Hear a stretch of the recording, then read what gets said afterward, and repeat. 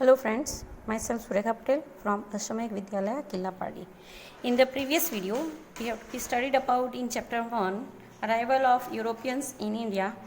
In this, we have to be studied about that how could we find out the sea route in India, and after that we have to be studied that Christopher Columbus and Vasco da Gama, who was the founder of the sea route of India. When Vasco da Gama has been come, the Portuguese has been established their trade into the India, and today's video we have to be studied about that other people of various countries has been also attract to do a trade with India because of India has a rich prosperity from that time, and that is why other countries of the people have been come to do a trade with India.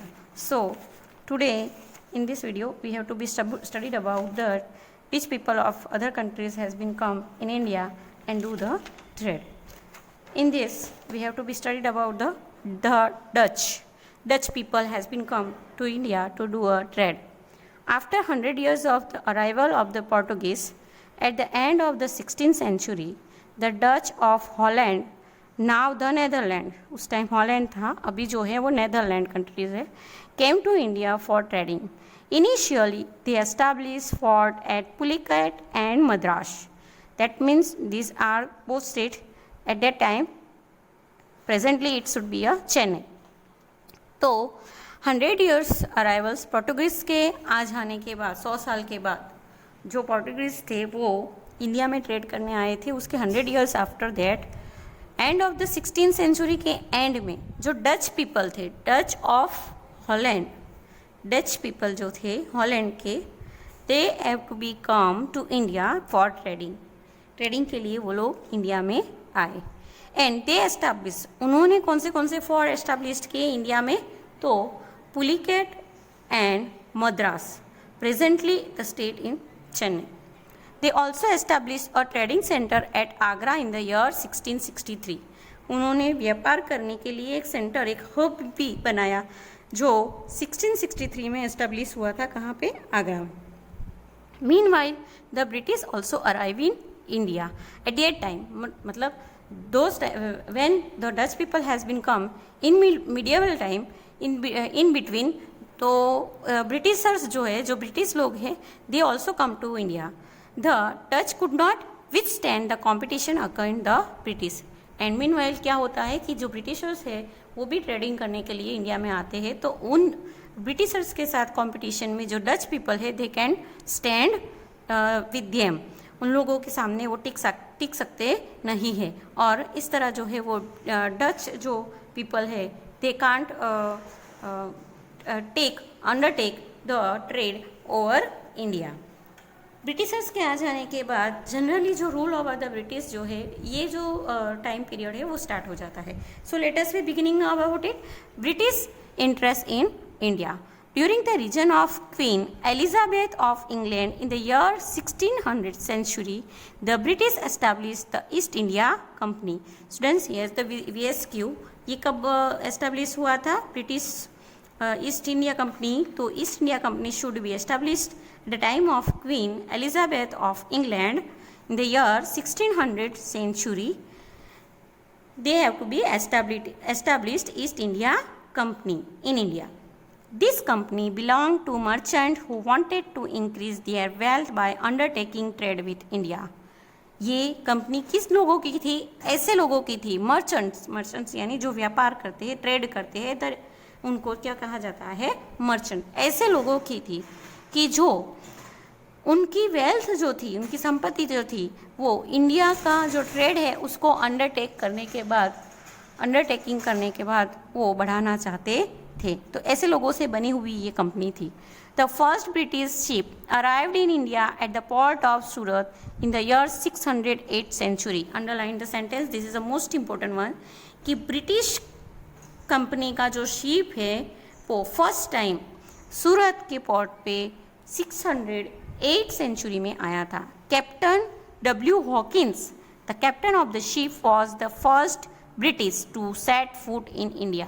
और British लोगों की बात करें तो W. Hawkins करके जो ये ship के कैप्टन थे, उन्होंने सबसे पहले इंडिया में अपना पैर रखा था. He met Jahangir but did not get the permission to trade.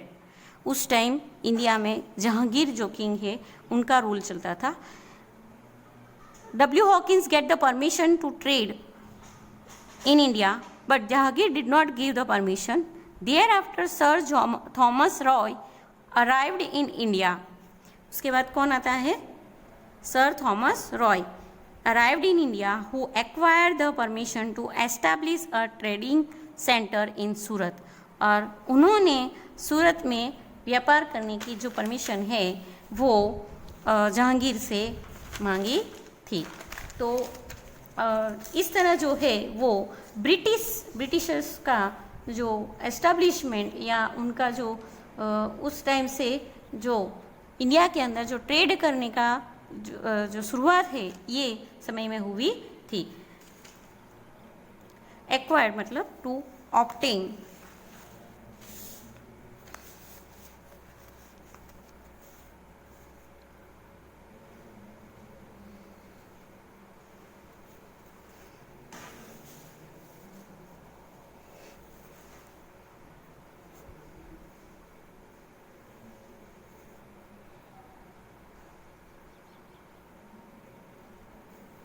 तो उन्हें ट्रेडिंग यानी कि व्यापार करने की परमिशन उन्होंने मांगी. किसने?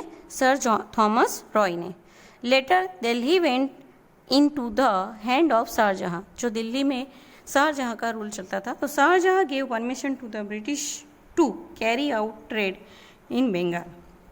और शाहजहां ने बंगाल के अंदर जो है वो ट्रेड करने की परमिशन दे दी ब्रिटिशर्स को. और इस तरह जो है इंडिया के अंदर ब्रिटिश कंपनी का एस्टेब्लिशमेंट हुआ. नाउ उसके बाद ब्रिटिशर्स के आ जाने के बाद एक और कंट्रीज़ के जो लोग थे, पीपल है, वो आए थे. That should be a French people has been also come to do a trade with India. The French established the French East India Company in the year 1600 century. French established the French East India Company in the year 1664 century. They established factories in Surat, Machilipatnam and Pondicherry. कहाँ कहाँ पे उन्होंने factories establish की? तो सूरत में, मछलीपट्टनम में और पांडिचेरी में. The head of the French company was Joseph Francisco Dupleix. उनके हेड कौन था फ्रेंच कंपनी का? तो Joseph Francisco Dupleix. Who had the desire to expand यानी इंक्रीज करना, बढ़ाना, the European rule in India. और जो ये सोचता था कि यूरोपियन लोगों का जो है वो डिज़ायर मतलब आगे उनका जो है चलन आगे चलना चाहिए, तो उस तरह वो पूरा साम्राज्य अपने हाथ में करने बढ़ाना चाहते थे. Thus the French and the British stood in competition against each other to become the strongest European company. और इस वजह से क्या हुआ था? यूरोपियन से भी ज़्यादा वो French people have been increase their trade, उनका ट्रेड बढ़ाना चाहते थे. और that is why French and British both are two competitor to each other. दोनों एक दूसरे के कॉम्पिटिटर बन गए थे कि सबसे स्ट्रॉन्गेस्ट यूरोपियन कंपनी किसकी बनेगी. There were innumerable disputes and battles and finally the British emerge as the winners. इस दौरान दोनों के बीच में यानी कि फ्रेंच एंड यूरोपियंस के बीच में बहुत सारे जो है डिस्प्यूट यानी कि दोनों के बीच में जो फाइट होती है, सॉरी, दोनों के बीच में जो आर्ग्यूमेंट होती है, तो डिस्प्यूट यानी दोनों के बीच में बहुत सारे आर्ग्यूमेंट्स हुए. बैटल्स यानी दोनों के बीच में फाइट्स हुए. यहाँ पे बैटल वर्ड्स जो है generally should be use as है ना आर्मी. जो आर्मी में जैसे सोल्जर्स की हेल्प लेके जो फाइट की जाती है that is known as a battle. तो we have to be note down the meaning of disputes.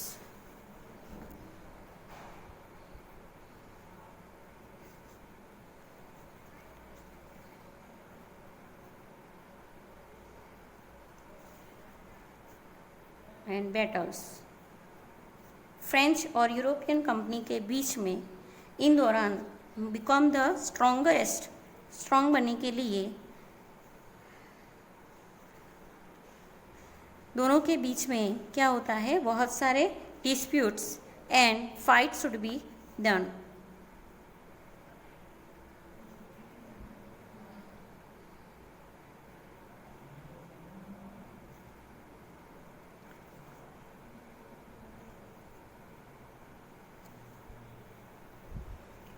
तो इस तरह जो है फिर ये जो फाइट और बैटल्स होते हैं उसमें ब्रिटिशर्स जो है वो इमर्ज मतलब जीत जाते हैं। However the French retain their control over the trading centres of Pondicherry, Mahe and Chandernagore. जो फ्रेंच है वो उनका जो ट्रेडिंग मतलब वो लोग जो ट्रेडिंग करते थे उस पर जो कंट्रोल ओवर करना था, वहाँ पे उन्होंने कौन से प्लेसेस पे करते थे, तो पौंडीचेरी, माही एंड चंद्रनगर, ये प्लेसेस पे उन्होंने जो उनका ट्रेडिंग का कंट्रोल ओवर था वो रिटेन कर दिया। After that British trade in Bengal. The British first started their trade on the bank of the river Hooghly and establish fort in the year 1651 century. ये सारे डिस्प्यूटर सब खत्म हो जाने के बाद now in India there is a totally trading should be under control by the Britishers and they have to be started the trading. First they have to be start their trade on the bank of river Hooghly and establish fort in the year 1651 century. The forts were garnished for their protection of the factory and got the permission from the Mughal Empire. Aurangzeb, Britishers ने जो औरंगजेब है उनसे permission लिया to trade without paying tax against an annual payment. जो Britishers थे उन्होंने जो factories establish की, फोर्ट्स जो एस्टैब्लिश किए, ये जो फोर्ट थे वो ग्रेनेस मतलब क्या होता है कि provide with the group of soldier के प्रोटेक्शन दिया जाता है, मतलब चारों ओर जो सोल्जर का प्रोटेक्शन दिया जाता है।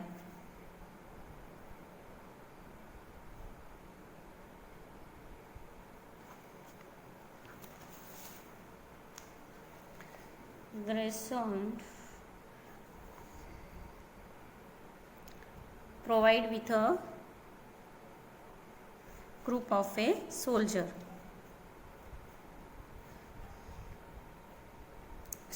यानी जो फोर्ट्स उन्होंने बिल्ड किया था उसके चारों ओर जो है वो सोल्जर्स खड़े कर दिए गए थे और उन्हें फोर्ट को प्रोटेक्शन दिया गया था। After that they have to be get the permission of trade by from Mughal empire Aurangzeb and they have to be start their trade.